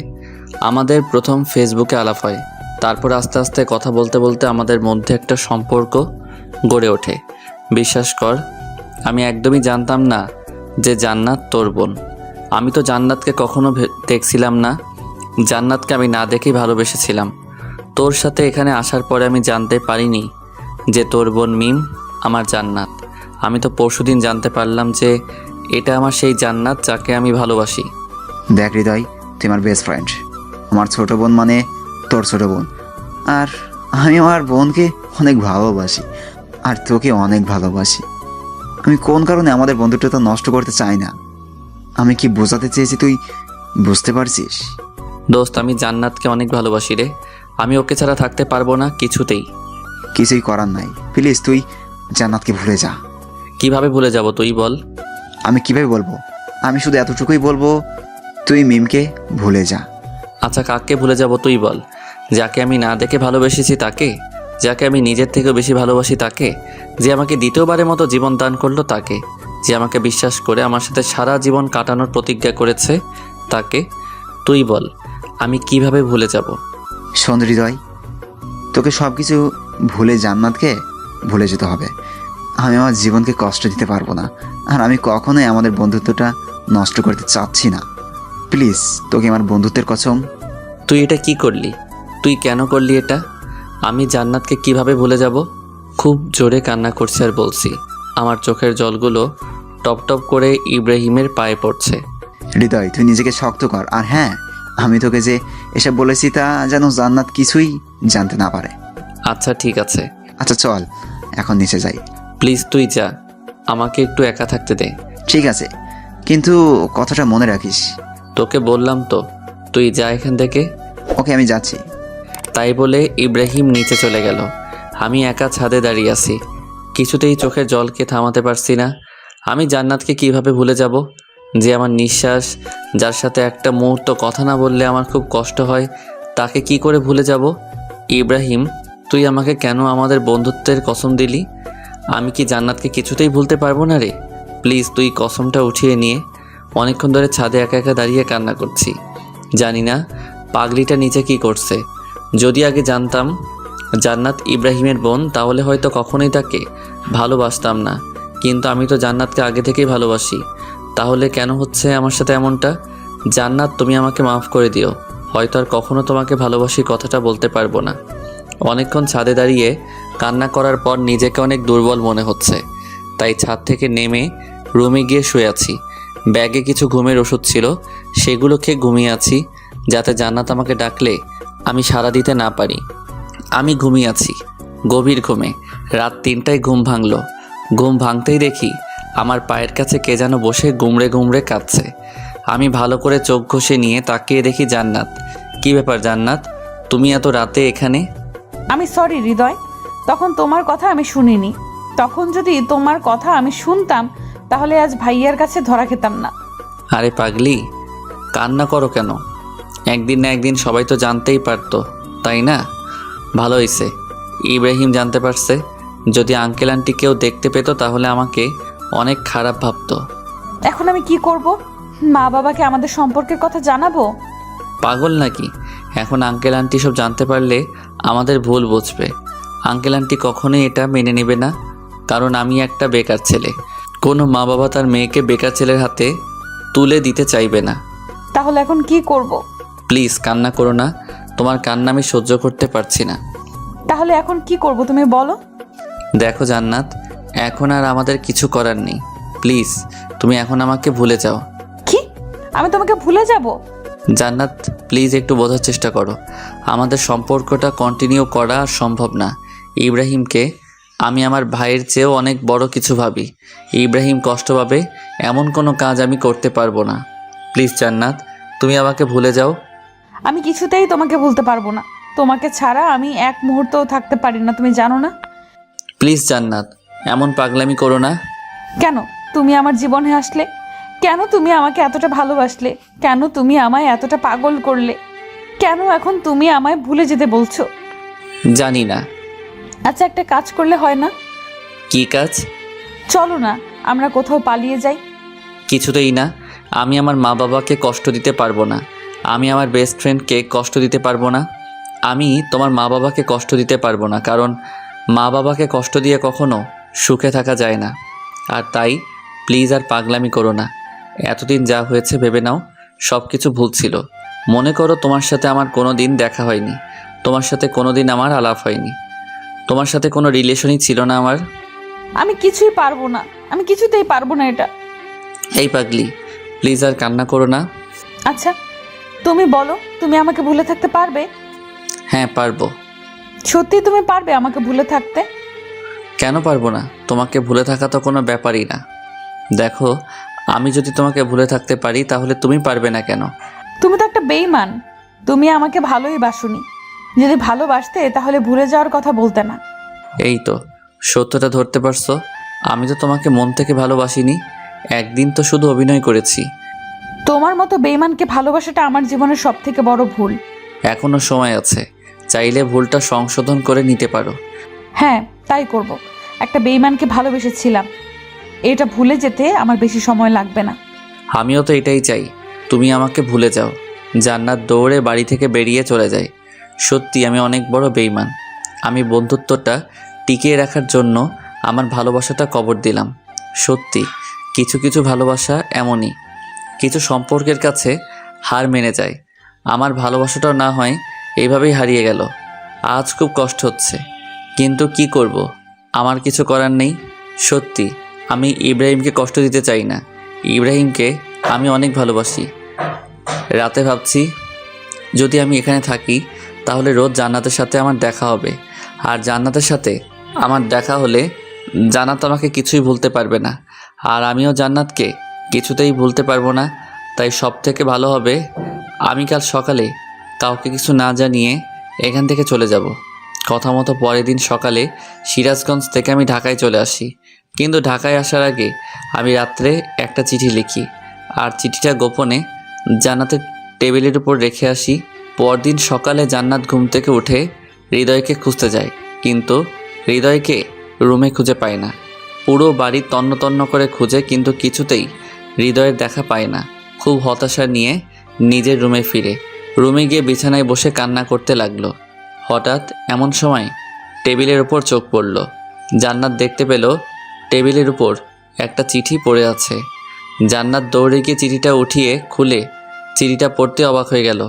চিঠিতে লেখা ছিল, প্রিয় জান্নাত, পারলে আমাকে মাফ করে দিও। সত্যি আমি অনেক বড় স্বার্থপর এবং বেঈমান। তোমাকে ভালোবাসার কোনো অধিকারই আমার নেই, আর তাই আমি চলে যাচ্ছি। আর কোনো দিন তোমার সামনে আসবো না। পারলে আমায় মাফ করে দিও। তোমাকে অনেক কষ্ট দিয়েছি। ভালো থেকো, সুখে থেকো, আর নতুন করে জীবন শুরু করো। ইতি, তোমার হৃদয়। চিঠিটা পড়ে জান্নাত আর কান্না থামাতে পারল না। খুব জোরে কান্না করছে আর বলছে, হৃদয়, তুমি আমাকে এই চিনলা? তোমাকে আমি এত ভালোবাসলাম? কি রাগের মাথায় একটা কথা বলে ফেলেছি আর তুমি আমাকে ছেড়ে চলে গেলে? তুমি ভাবলে কিভাবে তোমাকে ছাড়া আমি বাঁচবো? আমি তোমাকে ছাড়া বাঁচতে পারবো না, তুমি জানো না? কেন তুমি আমাকে ছেড়ে গেলে? প্লিজ ফিরে আসো হৃদয়। খুব কান্না করছে আর বলছে, পাগলটার কি দোষ বলেন? সত্যি যে দুজন দুজনকে অনেক ভালোবাসে, কিন্তু নিয়তির কাছে তাদের ভালোবাসা হেরে যাচ্ছে। জান্নাত হৃদয়ের এভাবে ছেড়ে যাওয়াটা কিছুতেই মেনে নিতে পারছিল না, আর তাই জান্নাত অনেকগুলো ঘুমের ওষুধ একসাথে খেয়ে ফেলে। জান্নাতের অবস্থা খুবই খারাপ। বাসায় জান্নাতের পাগলামি ব্যাপারটা বুঝতে পেরে সবাই তাড়াতাড়ি করে হাসপাতালে নিয়ে যায়। জান্নাত এখন অপারেশন থিয়েটারে আছে। ডাক্তাররা জান্নাতের চিকিৎসা করছে। অনেকক্ষণ চিকিৎসা করার পর ডাক্তার অপারেশন থিয়েটার থেকে বেরিয়ে বাসার সবাইকে বলল, পেশেন্টের অবস্থা অনেকটা খারাপ। স্টোমাক ওয়াশ করা হয়েছে, এখন বাকিটা আল্লাহর উপর। কি বলছেন ডাক্তার? আমার মেয়েটাকে যে করেই হোক সুস্থ করে তুলতে হবে ডাক্তার। দেখেন, আমি আমার বেস্টটা ট্রাই করব, কিন্তু বাকিটা আল্লাহর হাতে। আপনারা সবাই আল্লাহর উপর ভরসা রাখুন। এটা বলে ডাক্তার চলে যায়। এদিকে বাসার সবাই প্রচুর কান্না শুরু করে। সবার অনেক আদরের মেয়ে জান্নাত। এবার ছোট মেয়েটা অনেক চঞ্চল, তাই সবাই জান্নাতকে অনেক ভালোবাসে। জান্নাত এখন আইসিইউতে রাখা আছে। 3 ঘন্টা পর আইসিইউ থেকে একটা নার্স বেরিয়ে সকলের উদ্দেশ্যে বলে, আপনাদের মধ্যে হৃদয়কে? কেন, কি হয়েছে? পেশেন্ট বারবার হৃদয়ের নামটা বলছে। যদি পারেন হৃদয়কে একবার রুমে পাঠিয়ে দিন, নয়তো পেশেন্ট সুস্থ হয়ে উঠতে পারে। ঠিক আছে নার্স, আমরা চেষ্টা করব। ইব্রাহিম মনে মনে ভাবছে, মা বাবাকে এখন আমি কি জবাব দিব বল? মা বাবাকে আমি কিভাবে বলবো যে আজ জান্নাতের এই অবস্থার জন্য হৃদয় দায়ী? আজ আমার বোনটা হৃদয়কে ভালোবেসে বলে এই অবস্থা হয়েছে। মা বাবাকে উল্টাপাল্টা কিছু বলে ইব্রাহিম ম্যানেজ করে নেয়। তারপর ইব্রাহিম হৃদয়কে অনেক ফোন করে, কিন্তু লাইনে পায় না। কারণ হৃদয় ইব্রাহিমের কথা রাখতে গিয়ে নিজের ভালোবাসাটাকে বিসর্জন দিয়ে নিজেকে একা করে নিয়েছে। জান্নাত ছেলেটার সাথে কোনোভাবে যোগাযোগ করতে না পারে, তার জন্য হৃদয় তার সব যোগাযোগের মাধ্যম বন্ধ করে দেয়। এর ফলে ইব্রাহিম কিছুতেই আর হৃদয়ের সাথে যোগাযোগ করতে পারে না। এইভাবে বেরিয়ে যায় অনেকটা সময়। হৃদয় এখন অনেক একা। হৃদয় আর কারোর সাথে ঠিকভাবে কথা বলে না, ঠিকভাবে চলাফেরা করে না, ঠিকভাবে খাওয়া দাওয়া করে না। দিনে দিনে নিজেকে তিলে তিলে শেষ করে দিচ্ছে হৃদয়। একদিকে হৃদয় নিজেকে তিলে তিলে শেষ করে দিচ্ছে, অপরদিকে জান্নাত হাসপাতালে মৃত্যুর সাথে পাঞ্জা লড়ছে। অনেক কষ্টের পর জান্নাতকে ধীরে ধীরে সুস্থ করে তোলা হয়। জান্নাত এখন অনেকটা সুস্থ আর নিজেকে সম্পূর্ণ প্রস্তুত করে নিয়েছে। জান্নাত আর হৃদয়ের কথা ভাবে না। হয়তো হৃদয়ের চলে যাওয়াতে জান্নাত তাকে ভুলে যাওয়ার কারণ খুঁজে পেয়েছে। ধীরে ধীরে জান্নাত হৃদয়কে একেবারে ভুলে যায়, কিন্তু হৃদয় কিছুতেই জান্নাতকে ভুলতে পারে না। যাই হোক, দেখতে দেখতে দিনের পর দিন কেটে যায়, মাসের পর মাস কেটে যায়, অনেকটা সময় পেরিয়ে যায়। দুজন দুজনকে ছাড়া কাটিয়ে দেয়। ইব্রাহিম এখন ঢাকায় আছে, কিন্তু জান্নাতের অবস্থা হৃদয়কে জানায়নি। কারণ ইব্রাহিম ভেবেছে, যার জন্য আমার বোন মরতে বসেছিল তাকেই কাজের সময় পাশে পাইনি, তাকে কেন আমার বোনের কথা বলবো? এর চেয়ে যে আমার বোনকে ভুলে থাক, এটাই ভালো। আর আমার বোনটা হৃদয়কে ভুলে গেছে, আর তুই নতুন করে তাদের মধ্যে আবারও ভালোবাসার বীজ বপন করতে চাই না। হৃদয় ধীরে ধীরে নিজের অবস্থান পরিবর্তন করে। হৃদয় লেখাপড়ার পাশাপাশি একটা জব করে। জবটা একটা প্রাইভেট কোম্পানিতে, আর তাই হৃদয়কে একটু পরিশ্রম করতে হয়। দেখতে দেখতে 1টি বছর পেরিয়ে যায়। জান্নাতের সাথে হৃদয় আর কোনো যোগাযোগ হয় না। একদিন অফিস শেষে হৃদয় বাসায় ফিরে ফ্রেশ হতে যাবে, হঠাৎ এমন সময় তার ফোনটা বেজে উঠল। হ্যালো হৃদয়, তুই কোথায় আছিস? ইব্রাহিম অনেকটা আতঙ্কিত কণ্ঠে বলল। তখন আমি অনেক ভয় পেয়ে যাই ইব্রাহিমের এমন কণ্ঠ শুনে। কি হয়েছে দোস্ত, তোর কণ্ঠটা এমন লাগছে কেন? এরপর হৃদয় যা শুনতে পায় সেটা শোনার জন্য হৃদয় মোটেও প্রস্তুত ছিল না। কি বলছিস তুই যাতা? দোস্ত, এখন আমি কি করব? আমার বোনটা যে আর সমাজে মুখ দেখাতে পারবে না দোস্ত। এটা শুনে হৃদয় বাসা থেকে এক দৌড়ে বেরিয়ে গাড়ি ধরে সিরাজগঞ্জ চলে যায়। সিরাজগঞ্জ গিয়ে সোজা হাসপাতালে চলে যায়। হাসপাতালে গিয়ে দেখতে পায় জান্নাত একটা বেডে শুয়ে আছে। তার পাশে চাচা চাচি দাদা দাদি বসে আছে আর কান্না করছে। আমি কি বলবো বুঝতে পারছি না। সত্যি আমার অনেক কষ্ট হচ্ছে। আমি ভাবতেও পারিনি আমার জান্নাতের সাথে এমনটা হবে। আপনারা ভাবছেন জান্নাতের সাথে কি হয়েছে, তাই তো? আজ জান্নাতের গ্যাং রেপ হয়। হ্যাঁ, আপনারা যা শুনেছেন সত্যি। আজ জান্নাতের সতীত্ব নষ্ট করে দেয় এলাকার বাজে কিছু ছেলে। হৃদয় জান্নাতের কাছে গিয়ে জান্নাতের হাতে হাত রেখে বলে, এসব কি করে হলো? কি হলো জান্নাত, বলছো না কেন? কি হলো জান্নাত, কিছু বলছো না কেন? আমার সাথে কথা বলবে না? দেখো, আমি অতীতে যা করছি তার জন্য তুমি আমাকে শাস্তি দিও, কিন্তু প্লিজ এখন কথা বলো। জান্নাত কার সাথে কথা বলছে না বাবা? কেন কথা বলছে না চাচা? মেয়েটার সাথে যা হয়ে গেল, এরপর কিভাবে মেয়েটা কথা বলবে? কিভাবে এত কিছু হয়ে গেল আমাকে কেউ বলবে প্লিজ? সুজন আমার হাত ধরে টেনে নিয়ে হাসপাতালে ছাদে চলে যায়। তারপর সুজন বলে, ভাই আমি বলছি কি হয়েছিল। তাড়াতাড়ি বলো কি হয়েছিল। তারপর সুজন হৃদয়কে বলতে লাগলো, কিভাবে এত কিছু হলো। আজ জান্নাতের কলেজ বন্ধ ছিল, তাই আমি জান্নাতকে জোর করে আমার স্কুলে নিয়ে যেতে চাইছিলাম। আর তাই জান্নাত আপুকে নিয়ে আমি স্কুলের উদ্দেশ্যে রওনা দিই। মাঝ রাস্তায় যেতে দেখি কিছু বখাটে ছেলে রাস্তার পাশে বসে আছে। ছেলেগুলোকে দেখে বোঝা যাচ্ছিল তারা অনেক খারাপ, অনেক বাজে। তারা অনেক বাজে বাজে কথা বলছিল। তারা বলছিল, ইস মামা কি জিনিস রে। যদি একটা বার ছুঁতে পারতাম। উফ মামা, ফিগারটা দেখেছিস? আমার তো মন চাইছে দৌড়ে গিয়ে জড়িয়ে ধরি। এমন আরো অনেক বাজে কথা বলছিল। জান্নাত আপু এগুলো সহ্য করতে না পেরে ওই ছেলেগুলোর কাছে গিয়ে জান্নাত জুতা খুলে একটি ছেলের গায়ে জুতা মারে আর বলে, তোদের ঘরে মা বোন নেই? জীবনে কোনোদিনও মেয়ে দেখিসনি? মায়ের দুধ খেয়ে বড় হোসনি? মেয়ে দেখলে জিভে জল আসে কেন, কুত্তার বাচ্চা? আপু এমন কথা শুনে ছেলেগুলো হঠাৎ করে বসা থেকে লাফ দিয়ে উঠে জান্নাত আপুকে জোর করে ধরে উঠিয়ে নিয়ে যেতে লাগলো। আমি ওদেরকে অনেক বাধা দিই, কিন্তু আমি অনেক ছোট আর একা, তাই ওদেরকে বাধা দিতে পারিনি। আমাকে ধাক্কা দিয়ে ফেলে দিয়ে জান্নাত আপুকে নিয়ে ওরা চলে যায়। জান্নাত আপু অনেক আকুতি মিনতি করে বলে, আমাকে ছেড়ে দে শয়তানেরা, ভালো হবে না বলে দিচ্ছি। তোদের ভালোই ভালোই বলছি, আমাকে ছেড়ে দে। তোমাকে ছাড়বো তো অবশ্যই শোনা, কিন্তু তার আগে আমাদের কাজটা তো হাসিল করে নেই। জান্নাত আপুকে টানতে টানতে ওই জানোয়ারগুলো নিয়ে যায় আমার চোখের সামনে দিয়ে। আমি কিছুই করতে পারিনি। তারপর জান্নাত আপুকে একটি রুমের মধ্যে নিয়ে যায় আর তারা সবাই মিলে মিম আপুর উপর ঝাঁপিয়ে পড়ে। মিম আপুকে ওরা জানোয়ারের মতো ছিঁড়ে খায়। কথাগুলো বলতে বলতে সুজনের চোখ দিয়ে জল গড়িয়ে পড়ছিল। টপ টপ করে কথাগুলো শুনে আমার শরীরের লোমগুলো খাড়া হয়ে গেল। আমি নিজেকে কন্ট্রোল করতে পারছি না। চোখ দিয়ে অঝরে পানি ঝরছে। আমি ছাদ থেকে নেমে জান্নাতের কাছে গেলাম। নিচে এসে দেখি আঙ্কেল আন্টি ইব্রাহিম সবাই চলে এসেছে। সবাইকে একটু সাইড করে আমি জান্নাতের পাশে গিয়ে বসে জান্নাতের 2 হাত ধরলাম আর বললাম, সত্যি তোমার সাথে অনেক খারাপ হয়েছে। আমি কোনোদিন ভাবতেও পারিনি তোমার সাথে এমন কিছু হবে। প্লিজ নিজেকে ছোট করে দেখো না। তুমি সুস্থ হয়ে ওঠো তাড়াতাড়ি, ওই জানোয়ারদের শাস্তির ব্যবস্থা করব। ওরা অনেক খারাপ, ওদের সাথে আমরা পেরে উঠবো না। চাচা কোনো চিন্তা করবেন না, আমি আছি। আমি সব কিছু দেখে নেব।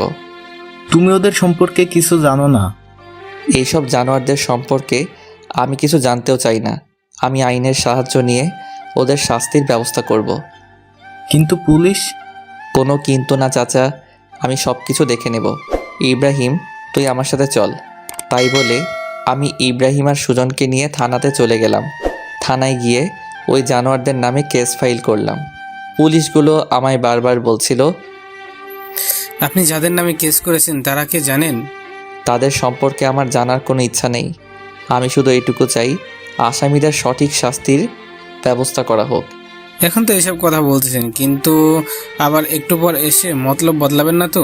দেখেন দারোগা সাহেব, আমি যা করি ভেবে চিন্তে করি, আর আমি আমার কথা থেকে একটু নড়চড় হব না।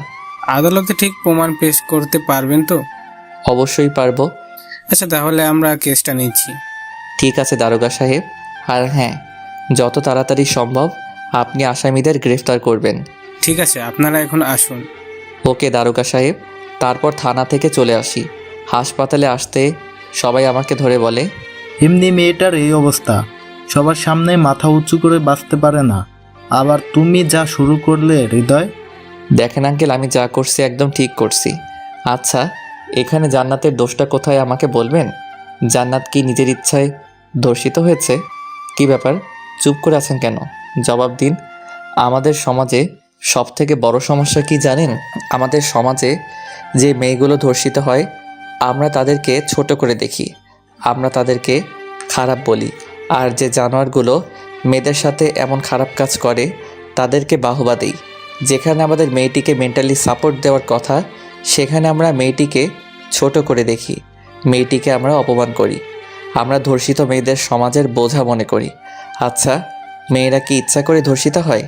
মেয়েরা কি চায় তাদের সবথেকে মূল্যবান সম্পদ কেউ এইভাবে কেড়ে নিক?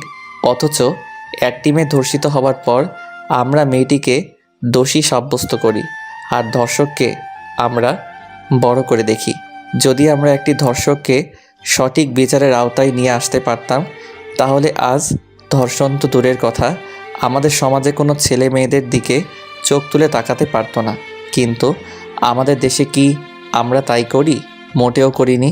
বরং উল্টো আমি মেয়েদেরকে এমন এমন কথা শোনাই যার কারণে মেয়েরা তাদের অনিচ্ছা সত্ত্বেও আত্মহত্যা করতে বাধ্য হয়, শুধু আমাদের সমাজের মানুষদের জন্য। আমার কথাগুলো শুনে সবাই মাথা নিচু করে দাঁড়িয়ে, আচ্ছা আপনারাই বলুন, আমাদের সমাজে যে মেয়েগুলো ধর্ষিত হয় তারা কি নিজ ইচ্ছায় ধর্ষিত হয়? তাহলে আমাদের সমাজে কেন ধর্ষিতা মেয়েদের পাশে দাঁড়ানো হয় না? কেন ধর্ষকদের শাস্তি দেওয়া হয় না?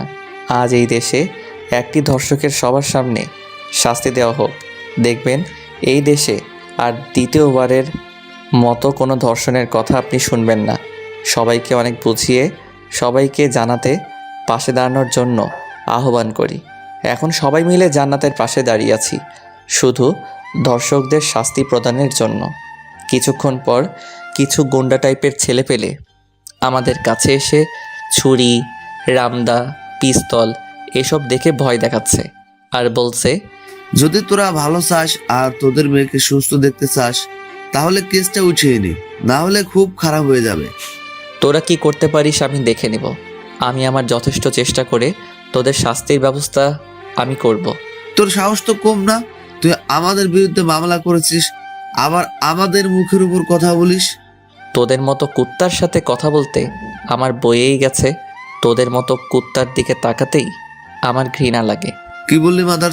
এটা বলে একজন হৃদয়ের পেটে ছুরি ঢুকিয়ে দেয়। হাসপাতালে মেঝে হৃদয়ের রক্ত দিয়ে মেখে একাকার হয়ে গেল। হৃদয়ের অবস্থা অনেক খারাপ। হৃদয় মাটিতে লুটিয়ে পড়ল। সবাই এমন দৃশ্য দেখে ভয়ে আতঙ্কিত হয়ে কাঁপতে শুরু করলো। তারপর ওই বখাটেগুলো বলল, যদি কেসটা না উঠিয়ে নিস তাহলে একে একে সবাই মারা পড়বি। কথাটা খুব ভালো করে মাথায় ঢুকিয়ে নি। এটা বলে সবাই চলে গেল। সবাই হৃদয়কে ধরাধরি করে আইসিইউতে নিয়ে যায়। ডাক্তার তাড়াতাড়ি এসে চিকিৎসা শুরু করে দেয়। হৃদয়ের অবস্থা অনেক সিরিয়াস। একদিকে জান্নাতের অবস্থা খারাপ, অপরদিকে হৃদয়ের সিরিয়াস অবস্থা। কি করবে সবাই ভেবে পাচ্ছে না। এমন সময় ইব্রাহিমের বাবা বলল, এসব বকাটে ছেলেপেলেদের সাথে লাগা আমার মোটেও ঠিক হয়নি। ইব্রাহিম, তুই থানায় গিয়ে কেসটা উঠিয়ে নিয়ে আয়। ইব্রাহিম কি করবে বুঝতে পারছে না, তাই আঙ্কেলের কথা শুনে ইব্রাহিম থানায় গিয়ে কেসটা উঠিয়ে নিয়ে আসে। হৃদয়ের অপারেশন শেষ, কিন্তু এখনও জ্ঞান ফেরেনি। অনেক রক্ত ঝরেছে, তাই অবস্থা অনেকটাই খারাপ। হৃদয়ের মা বাবাকে হৃদয়ের এমন অবস্থা জানানো হয়নি, কারণ হৃদয়ের মা বাবা এসব জানতে পারলে অবস্থা আরও খারাপ হয়ে যাবে। সবাই অনেক চিন্তায় আছে। ডাক্তার সবাইকে বলল, দেখেন রোগীর অবস্থা অনেক খারাপ, কখন কি হয়ে যাবে কিছু বলা যাবে না। রোগী জ্ঞান না ফেরা পর্যন্ত আমরা কিছু করতে পারবো না। এটা কি বলছেন ডাক্তার? হৃদয়কে যে করে হোক সুস্থ করে তুলতে হবে। সরি, আমরা আমাদের যথাসাধ্য চেষ্টা করেছি। সবার মাথায় হাত। হৃদয়ের মা বাবাকে না জানিয়ে আর থাকতে পারছে না কেউ। ইব্রাহিমের বাবা হৃদয়ের বাবাকে ফোন করে সব কিছু খুলে বলে আর তাদেরকে যত তাড়াতাড়ি সম্ভব সিরাজগঞ্জ চলে আসতে বলে। হৃদয়ের মা বাবা সময় নষ্ট না করে তাড়াতাড়ি করে সিরাজগঞ্জ চলে আসে। তারা এসে দেখতে পায়নি হৃদয় আইসিইউতে একটা জীবন্ত লাশ হয়ে শুয়ে আছে।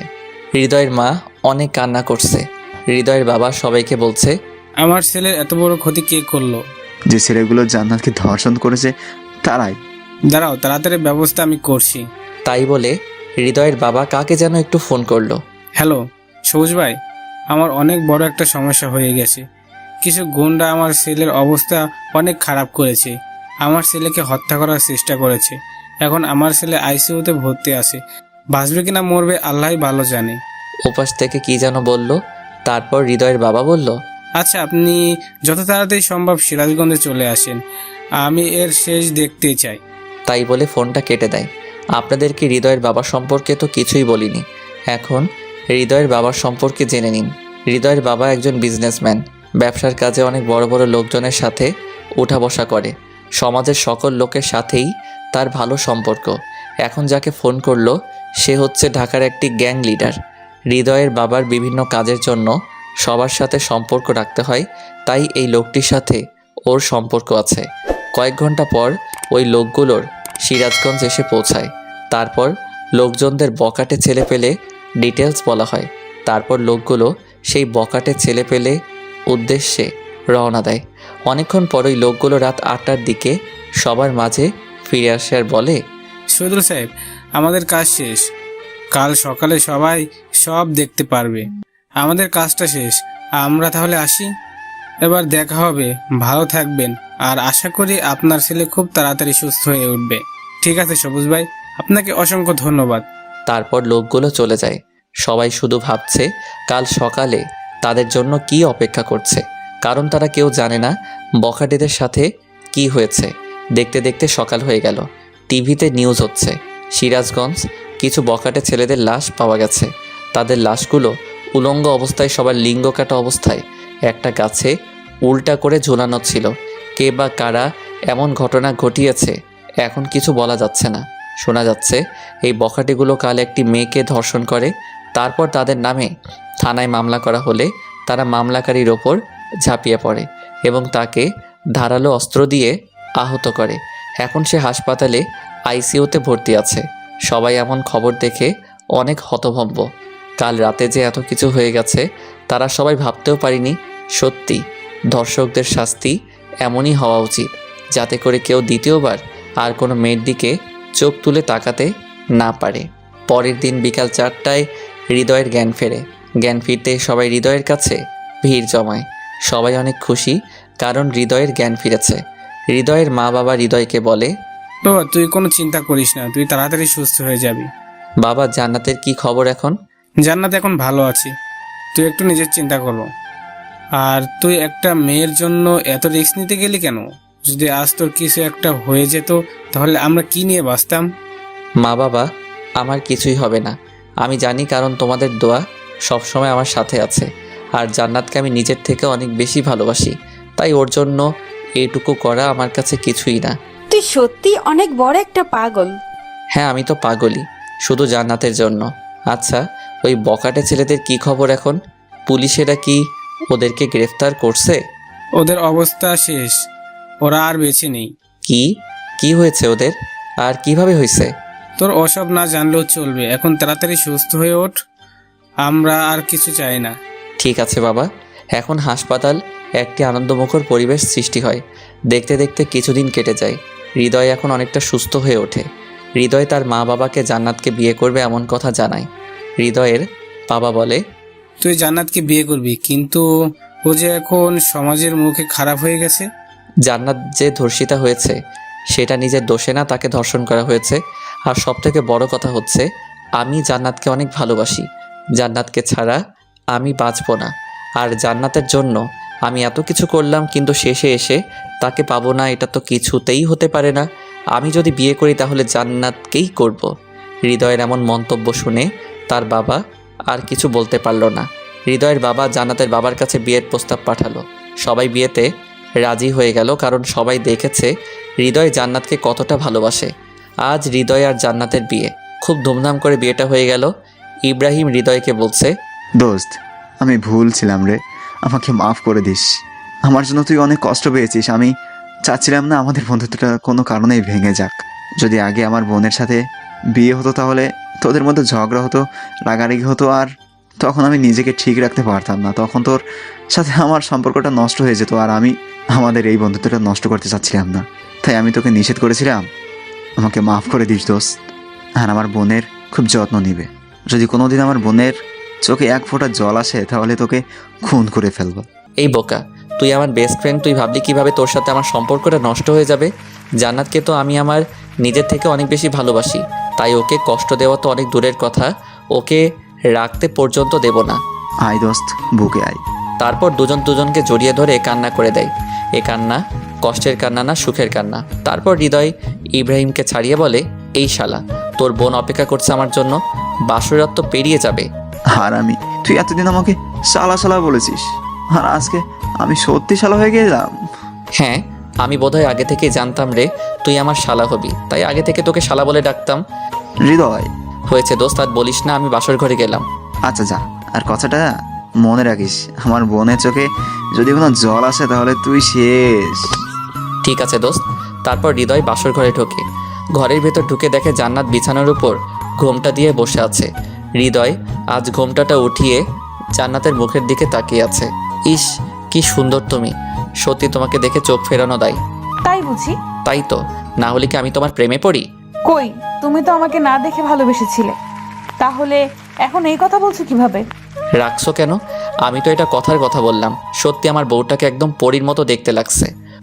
জানি সেটা, এখন নতুন কিছু বলো। নতুন করে কি আর বলবো, শুধু একটা কথা জেনে রাখো, আজ থেকে ম্যাচ শুরু। আমি একেবারে ক্রিকেট টিম বানিয়ে তারপর থামবো। কি, তুমি কি আমাকে মেরে ফেলবে? কি বলো জান, তোমাকে মেরে ফেলবো কেন? তাহলে ক্রিকেট টিম বানাতে চাইছো, আমার কষ্ট হবে না? আজ সেসব পরে দেখা যাবে, এখন আজকের ম্যাচটা শুরু করি। যা দুষ্টু। আয় হায়, আমার লজ্জাবতী লতা। তাই বলে জান্নাতকে ধরে ওর ঠোঁটে আমার ঠোঁট লাগিয়ে দেই। এরপর আস্তে আস্তে বাকি কাজ শুরু হয়ে যায় আমাদের ক্রিকেট টিম তৈরি করার জন্য। আপনারা এখন আসতে পারেন, কারণ এখন আমরা যা করতে যাচ্ছি সেসব আপনাদেরকে দেখাতে পারবো না। আপনাদের লজ্জা করে না? আপনারা এখনও আছেন। আপনারা কি চান, আমাদের বাসর দেখবেন? আপনারাও বিয়ে করে বাসর করেন, আপনাদের কি বাধা দিয়েছি? উফ, আর জ্বালাস না তো, গল্প এখানেই শেষ। এখন সবাই বিদায় নেন। হাই বন্ধুরা, গল্পটা কেমন লাগলো অবশ্যই কমেন্ট করে জানাবেন। আর যারা এখনও চ্যানেলটিকে সাবস্ক্রাইব করেননি তারা অবশ্যই প্রেমের তাজমহল চ্যানেলটি সাবস্ক্রাইব করে রাখুন।